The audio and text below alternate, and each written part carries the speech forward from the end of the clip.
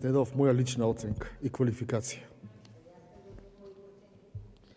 Никола Димитров ја промени методологијата за дневна политика. Луѓево кои се во собранието не ја промениле методологијата за дневна политика, таа е.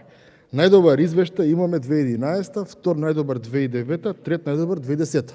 Најлош извештај имаме 2021 година, втор најлош 2017 и 2018 бидејќи беше 1 и трет најлош 2019 година. Тоа се ваши времиња.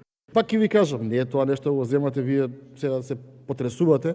Факт е, кога бил СДСМ на власт има најлоши извештаи. Она која што е мојата покана до сите пратеници од мнозинството е следна. Кога ќе дојдат еве вака од Илинденска, со закон по скратена постапка, ќе излеземе на говорници власти и опозиција ќе им кажеме не ви носиме закони по скратена постапка, не ви носиме закони без широк консензус и без вклучување сте заинтересирани страни. Кога нема да имаме пута два закони повеќе по скратена постапка, не по постапка, тогаш ние ќе допринесеме да имаме подобар извештај. А оваа ароганција која седи овдека не биде на нивото на кое сега се представува лажно.